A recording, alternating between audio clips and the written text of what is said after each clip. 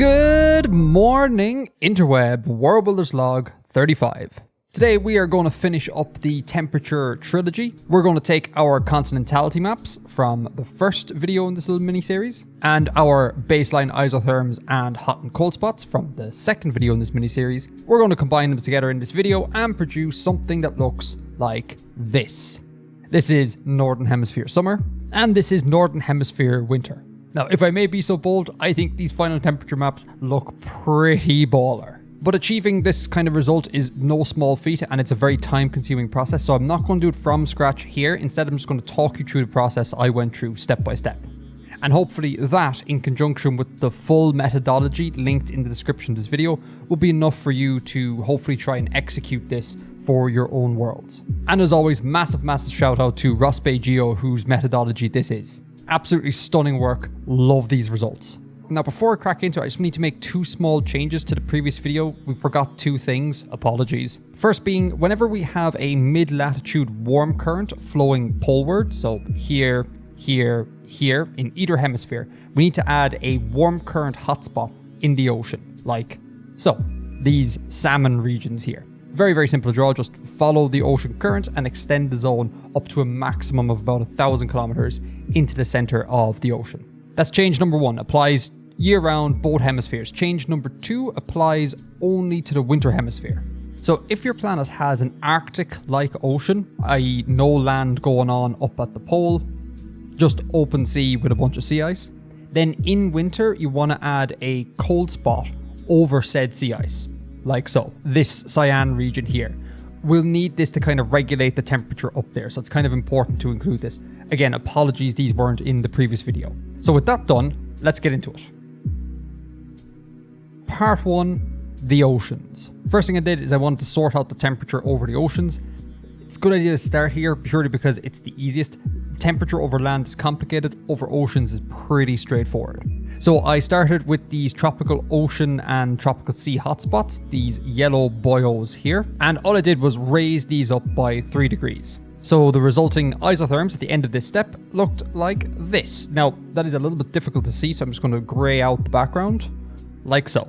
To get into the specifics, all you do is you simply ring the shape of the hotspot in a new isotherm. You'll see here that this blob is contained exclusively between this baseline isotherm and this one here. Those are my 23.5 degrees Celsius isotherms. So to increase this by 3 degrees, you simply add 3 to 23.5, hence 26.5. In the summer hemisphere, screen top here, the zone may extend up to about 20 to 30 degrees latitude. But in the winter hemisphere, the spread is reduced, so only go as far as about 10 degrees latitude. Now, sometimes the blob you've drawn will overlap a baseline isotherm, like in here. All you need to do in this case is just push that baseline isotherm out of the way. So warp it around the 26.5 zone you've just drawn. And just to be clear about what's going on, I'm not drawing in full isotherms. These yellow lines are only the edits to the baseline isotherm. So when they cut off abruptly here and here, that just means the isotherm returns to baseline, these grey lines here, just so we're all on the same page. And that's kind of all there is to this step, like not hard at all. This is Northern Hemisphere summer, and this is the same thing in Northern Hemisphere winter. So the next step was to tackle these cyan zones, these polar water cold spots. But before I could do that, I had to sort out the poles in summer, because if we zoom in here, we see that a polar temperature of negative 12.6 in an Arctic-like ocean is just insane compared to Earth. So I need to fix that. And what I did here was I took the final isotherm, the most poleward isotherm, and raised its temperature by 12 degrees. So that brought it to negative 0.6 degrees. Then I went to the next equatorward isotherm and just deleted that boyo entirely. Then I compared the most poleward isotherm to the next equatorward isotherm. If these two are the same, or the poleward isotherm is warmer, you delete the most poleward isotherm, which is exactly what I did here. Negative 0.6 degrees Celsius and negative 0.7 degrees Celsius are functionally the same. So I got rid of the final two isotherms, like so. And I have repeated this process on the other map, like so. So now that our polar summers are a little bit more sane in temperature, I went ahead and decreased the temperature over these polar water cold spots, these cyan regions, in summer, in the mid-latitudes, by 3 degrees. And that ended up looking like this. And in the winter hemisphere, I did the same thing, except in the mid-latitudes, I decreased the temperature by 6 degrees. And that looks like this. And in the other map, I did the same thing. In summer, I decreased the temperatures by 3 degrees C in these regions. And in winter, things got a little more complicated, but the same rules apply.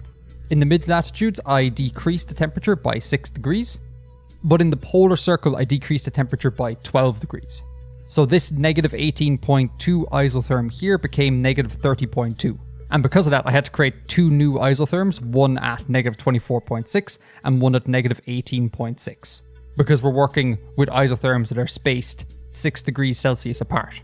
And the exact shape and morphology of these isotherms was dictated by this cyan region. So at this point, it's probably worth taking a moment to talk about what we mean by increasing or decreasing temperature. An increase in temperature means that the isotherms are going to shift poleward, and a decrease in temperature means that the isotherms are going to shift equatorward. And the way we've done this method is that we've done everything in multiples or divisors of 6. So you don't really need to think numerically, you just need to constantly reference these baseline isotherms. So for example, if I wanted to increase this isotherm by 3 degrees, I know that that represents a poleward movement of the isotherm, and I know that 3 degrees is halfway between our baseline isotherms. So I just move this isotherm up a half step and continue it on as far as it needs to go. If I wanted to increase the isotherm by 6 degrees, I know that these are spaced apart by 6 degrees. So I take this isotherm and just move it a full step upwards, polewards, to the next isotherm and continue it on however long it needs to go. If I want to decrease the isotherm by 3 degrees, I move it a half step equatorward. If I want to decrease it by 6, I move it a full step equatorward. And let's say for argument's sake, I wanted to decrease it by 12 degrees. Well, I know that that is 2 baseline isotherm steps, so I just drag it all the way down, skipping 1 isotherm, and continue it on here. So, increase in temperature, move the isotherms poleward, decrease in temperature, move the isotherms equatorward, and think in terms of half steps and whole steps with respect to the baseline isotherms that are spaced 6 degrees Celsius apart. Next, I tackled these salmon regions here. In summer, they ended up looking like this. And the basic method here is that you take the isotherm closest to this kind of trans-ocean westerly current, and you raise that isotherm following the boundary of the salmon zone up over it and just stop it on land for now. Like before, this crossed a whole bunch of other isotherms, so I just warped those up and around. Again, just stopping them at the coast for now. We'll get to them later. That's for the summer. Now, for the winter, all I did was increase the temperature in these regions by 3 degrees.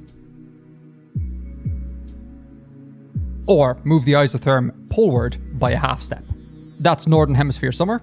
And here are the changes in Northern Hemisphere winter. And then you'll note that the final ocean-based zones are these blue regions along here. Super easy here. All I did was year-round, summer or winter, I decreased the temperature by 3 degrees, or a half step, in those zones. And the resulting isotherm modifications look like this.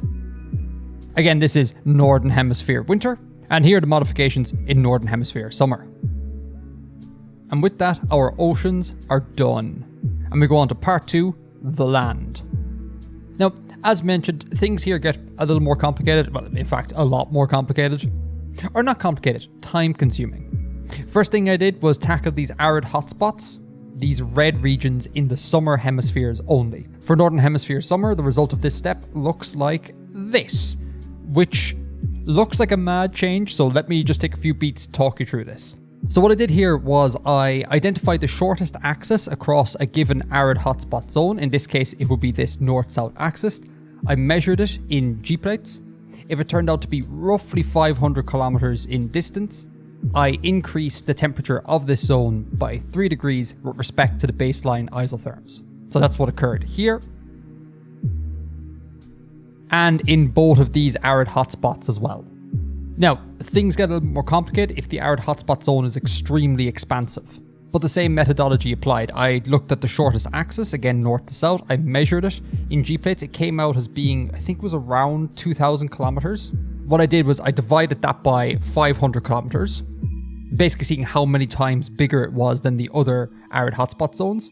That turns out to be 4 times bigger. And then for every additional kind of 500 kilometers, I increased the center of the zone by 3 degrees C.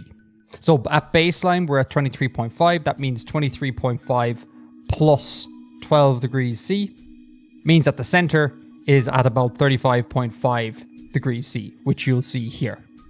Now, when I say center, it's not actually a point. The center will be a sort of blob that's about 500 kilometers by 300 kilometers. That's 500 kilometers east to west, 300 kilometers north to south. And this sort of blob won't necessarily be in the center of your arid hotspot zone. Rather, it's going to be skewed towards the area of the highest continentality. So it's a little bit hard to see here, so apologies, but within this arid hotspot, we have this sort of turquoise zone, which is an oceanic zone. We have a yellow zone here, which is a subcontinental zone, and an orange zone, a continental zone. The continental zone is the highest continentality out of those 3. So what I did was I kind of skewed this blob to the northeast, just a little bit. So it's not dead center in this zone, it's skewed towards the region of the highest continentality. Once I had that blob located, every 100 to 200 kilometers north to south, the temperature drops by about 1 degree. So I made a guide here, each of these dots being somewhere between 100 and 200 kilometers. So we got 35.5, 34.5, 33.5, 32.5. I drew an isotherm in. And I continued this process until I made it back to the baseline isotherm, which is 23.5, which was this bucko boy up here, and I joined them back in to the baseline isotherm. Now you'll note as well here that in a north-south direction, these isotherms are kind of fairly well spaced out, but in an east-west direction, they kind of clump together, particularly as they meet the coast. That's expected. You should try and emulate that. And that's all there is to it. It's labor intensive, but it's not tricky at all. Again, this is Northern Hemisphere summer. And here's what it looks like in Northern Hemisphere winter. See this region down here. So that was the arid hotspots in summer. So now we do the same thing, but for the cold spots in winter. So namely this hypercontinental zone up here, this continental zone, and on the other map, this continental zone down here. Again, things get weird and wild, particularly in winter. And the result of this step turned this map for Northern Hemisphere winter into this map, which I know, insane difference, but again, I'll talk you through it. So if we take this section here, in this hypercontinental zone, this sort of bluey purpley region here, in the winter, I drew a blob that was 500 by 300 kilometers, 500 kilometers east to west, 300 kilometers north to south, exact same as the arid hotspot, somewhere in the center-ish of this region. I had a look at the baseline isotherm temperature, which is negative 0.7. And following the method laid out in the doc linked in the description, I decreased the temperature in this region by 30 degrees Celsius. So this became negative 36.7. And then again, just like the arid hotspots, I set up a guide, and every 100 to 200 kilometers, equatorward to poleward, north to south, the temperature increases by 1 degree Celsius. So I basically set up a series of dots here, counted off the temperature until I got to the next multiple of 6 isotherm, and then drew that in. So if this is negative 36.7, this chap here is negative 30.7. But we already have a negative 30.2. Again, these are close enough that I just hooked these up.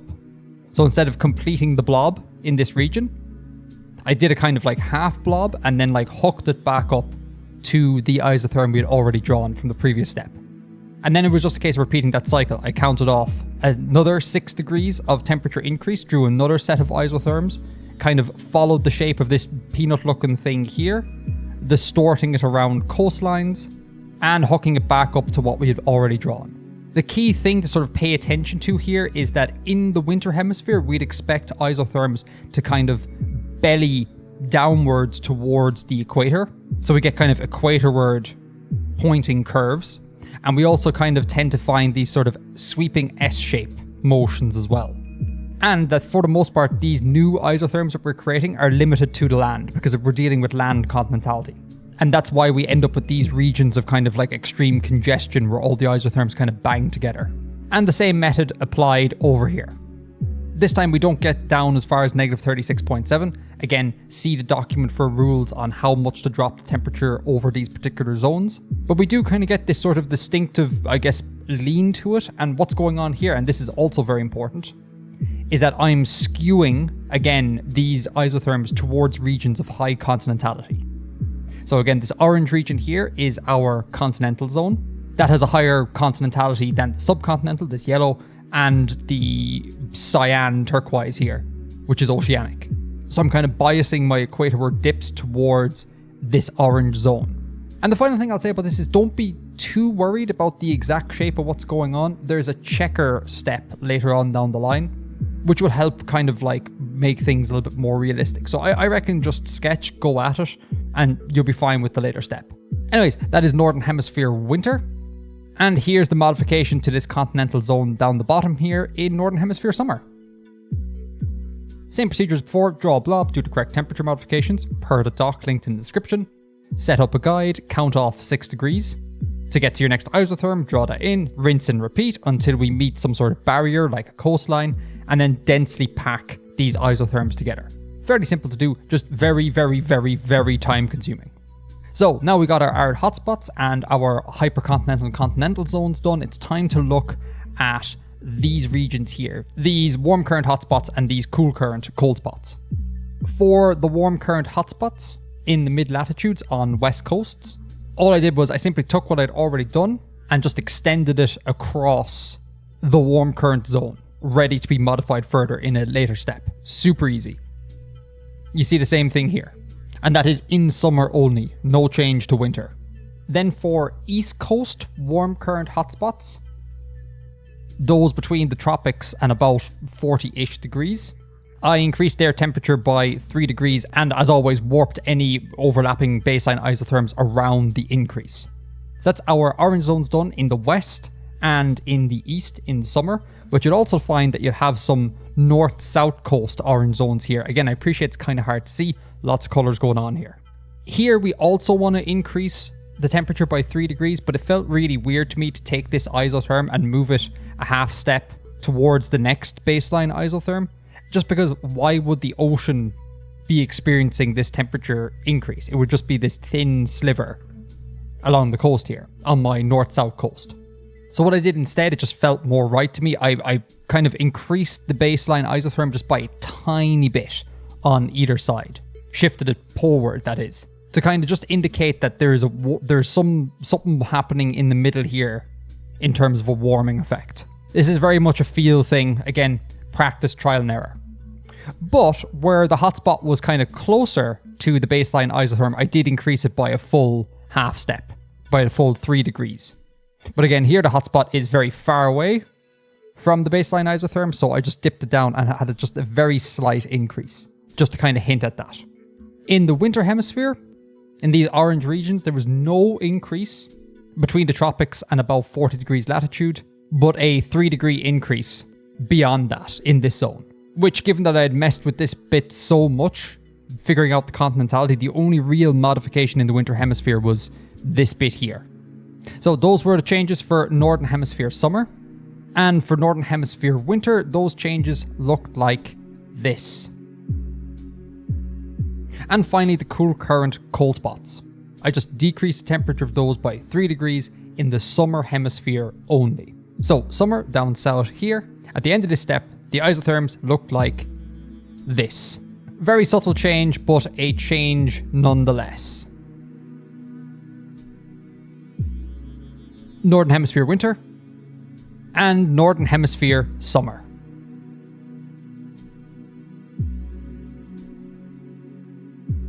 So now the last thing to do here is to join up these errand isotherms. We just kind of left them hanging here. They need to join back up with their counterparts here in the west. Same thing over here. Now this step involves another drastic change, but again, I'll talk you through it. So the isotherm that we swung up above the warm current hotspot on land and in the ocean, we continued it across the warm current hotspot. And from here, what I did was, if the baseline isotherms were arcing poleward, which they are in this case, I continued this isotherm parallel to the poleward arcing baseline isotherm, dragged it across, And then basically using feel, try to hook it back into its equivalent on the west coast. The exact shape here, you're gonna get wrong, for sure. But again, we got a checker step coming up in a bit and that'll sort it out. So don't worry too much. Just concern yourself with the poleward arc of these isotherms. That's kind of indicative of summer hemispheres. In summer hemispheres, we'd expect the isotherms to arc poleward. In winter hemispheres, we expect them to arc equatorward. If that's not happening, you're doing something wrong. So now that I hooked up this boyo here, I had to do the exact same thing with this chap here. I confined him to the land, so we got a bit of squishing going on here, dragged them across, and again tried to hook him up where it felt logical. But the final isotherm, the most polar isotherm we have, this one I moved out into the ocean. So the basic shtick is you want to be at least about 10 degrees latitude away from this initial poleward jumping isotherm. So that dragged it up into the polar ocean, and again around like so, and I tried to hook it in where it made sense. And the only other thing is that the next equatorward isotherm down here, it also will need to kind of leap polewards. So again, just by feel, I just drew a random sort of poleward arc, and again tried to hook it in where it felt natural. And I did the same thing over on this continent too. We got our initial poleward jump isotherm, it gets dragged across the warm current hotspot, then I move it poleward. In this case, the baseline isotherms were not pointing in the correct direction. Their poleward arc was over here, so I kind of skewed the poleward movement over to this area of the continent, and then hooked it back up to where it needed to go. Next chap here kind of follows a similar pattern, and then the final one, the polar one, is not contained to the continent, it is in the open ocean here. And then the equatorward one down here, same thing again, I need to arc it forward, skewing the poleward arc to this sort of area here relative to the baselines, and hooking it back in. You will get this wrong, it's fine. Draw in something, the checker step will take care of it for you. So that is the effect in Northern Hemisphere summer, and this is the effect in Northern Hemisphere winter, before and then after. Okay, so that is the land done. Next step, step 3, is the Continentality checker. So now, at this point, I have no way of knowing whether or not what I've drawn is in any way realistic. Like, for any given region on the planet, do I get the correct summer and winter temperatures? So to kind of ensure that we get as close as possible to kind of the predicted reality of a given Earth-like planet, I had to go through a sort of temperature checking phase. And the basic shtick here is that you could go mad taking temperature all over the gaff, but at a bare minimum, you want to be taking the temperatures of your hot and cold spots. Specifically, you want to take the temperature of your cold spots during winter and use the chart we talked about in the first episode of this little mini-series, I think, to compute the equivalent summer temperature.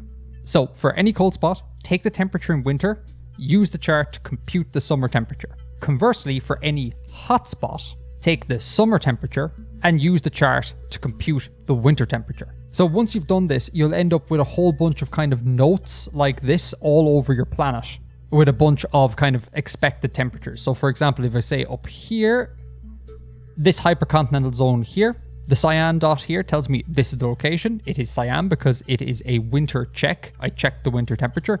It came out as negative 36.7. We are in this red zone here, which is a hypercontinental zone, and we are somewhere between 50 and 60 degrees north. Let's call it about 55. So I pop on over to the chart. The latitude is between 50 and 60, and it is a hypercontinental zone. So we'd expect there to be a 48 to 57 degrees Celsius change between the winter and summer temperatures. For the sake of simplicity, work with just the lower end of the range. So 48 degrees Celsius.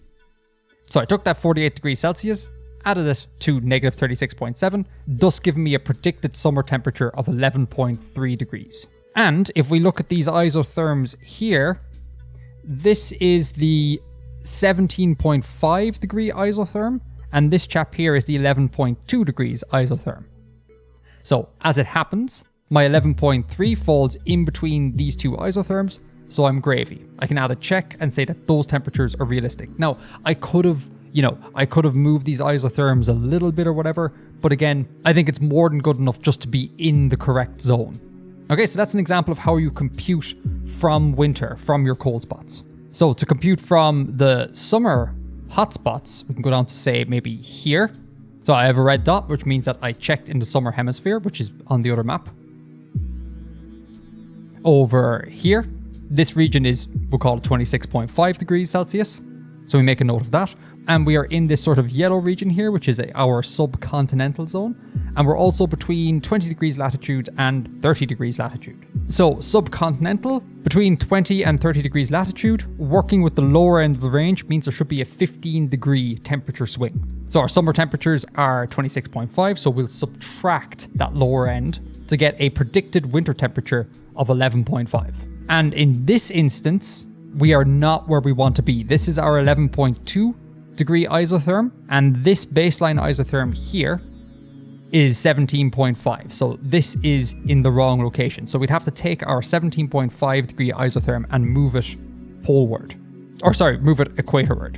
And that is the next step. After having taken all of these temperatures and finding out which regions are correct and which aren't, you can kind of go in, and what I did was I very roughly sketched where these modifications should be to make everything line up. So for example, here I've taken this 11.2 degrees isotherm and I've scooted it right up to here.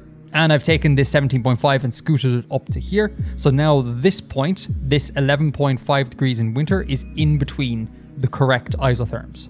And anytime I didn't need to make a modification, I just put a little tick to remind me what I've done. So you'll end up with this incredibly messy looking map with lots of sketches and modifications and etc. going on. And there'll also be a whole bunch of places like here, for example, where you may feel the need to take extra temperature measurements just to really figure out what's happening. In that case, always measure from the summer hemisphere. That's very important, just to be consistent. So again, just to drive the point home, and apologies for the messiness, but this is what it will look like when you go to do it. I took the temperature of this point here. It was 10 degrees in summer. Based on the latitude and the continentality zone, I had to take off 42, which brought us to negative 32 degrees, and that is in between these two isotherms. So again, I move them around, etc. Lots of patience required for this step, but ultimately it's the only real way of doing this, sans simulating things and ensuring that your temperatures are in the correct kind of bands and locations. And once I was happy with these edits and sketches I made, I simply codified all of this into a slightly neater looking set of isotherms. So something like this. Oh, and you'll note as well, as a little aside, see the way our baseline isotherms are kind of humping in the middle of the ocean? If you look at Earth, that just doesn't happen. So for whatever reason at this stage, I decided to just iron those out over the oceans. In general, over the oceans, unless there's some sort of obstruction, the isotherms would be fairly even. They won't undulate very much. So that was Northern Hemisphere summer. I did the exact same thing for Northern Hemisphere winter. I took a whole bunch of temperature measurements, made a sketch to kind of move things around the place. I was well off with these boyos here. Took that sketch and codified into something more clean, like so. And with that, that's the continentality checker phase or step over with. Final step is step 4, I think it was, wasn't it? Yeah, elevation. So the eagle-eyed amongst you will have realized that we've made absolutely no reference to elevation here throughout this entire method, and that's by design. Up until this point, we treat the world as having 0 elevation, and as a very final step, we add elevation back in as a factor. Now, obviously, we all know that if you increase in elevation, the temperature drops. Exactly by how much can be a rather complicated affair to figure out. So as a sort of first approximation, we'll set the rule that for every 1,000 meters of elevation you gain, the temperature drops by 6 degrees, which is extremely useful given that we're working with isotherms that are spaced 6 degrees Celsius apart. And much like the previous step, you can drive yourself mad just endlessly checking all sorts of elevations. I would not recommend doing that. What I would recommend doing is only checking every 1,000 meters. So for me, that is sea level, which we've already done, 1,000 meters, 2,000, 3,000, and 4,000. The way you handle this is you find a mountain range. Let's take this chap here. And you note that it lies, this portion of it here anyways, lies between this isotherm and this isotherm. This is a beige color. I know for me that's 1,000 meters up. Therefore, it shouldn't lie between these two isotherms. It should in fact lie between these two isotherms. And to make that happen, all we need to do is take this isotherm and drag it along the perimeter of the mountain range. Please be more careful than I'm being here, like so. This section of the mountain range here lies between this isotherm and this isotherm. It's 1,000 meters up. So instead of lying between these two, it should lie between these two. Now I could come in here just like before and do something like this, although it just feels better to me to kind of create a little enclave, like something like that. Now for our next elevation step up, these kind of dark brown colors, they decrease again by 6 degrees by a full step. So they are lying between this isotherm here and this isotherm, these two. We need to go full step colder, so they need to go back up to here to lie between this one and this one. Well, we've just created that enclave here, so we'll just extend that enclave down, except this time only covering the brown areas. And also just a point about scale here. At this scale, you're not picking out individual mountain peaks here, obviously not. So don't be too shy in creating abstract representations of what's going on. Like this ridge here is basically just this giant blob, etc. And you repeat that the whole way through, so on and so forth. And that's basically it. Just think in terms of steps. Now you'll see here, if you're working in a monochrome fashion like I am here, it can get very confusing as to what is what. So I would highly suggest working in a color-coded fashion, so color-code your isotherms. If you do that and apply all the rules correctly, you should end up with a final map that looks something like this. I just grayed out the background a little bit more just so you can really see these isotherms pop. Looks really complicated. Again, it really isn't complicated to figure out. It's just very, very, very labor intensive. This is Northern Hemisphere summer, and this is Northern Hemisphere winter. Summer, winter, summer, winter. And as much as I love this neon fest that's going on here, it's a little bit hard to read. Plus I have no measurements marked in, so I just went ahead and created these kind of cleanish final temperature maps. And once again, summer, winter, summer, winter. And a little bit of side-to-side action just to finish things off. Because that is basically that. Each individual step, not very difficult to execute, just it takes a lot of time. Be prepared to set aside, if you're working like say evenings and weekends, 2 weeks maybe of work to get this done. It's very labor intensive. If that's not something you're into, you gotta simulate temperature.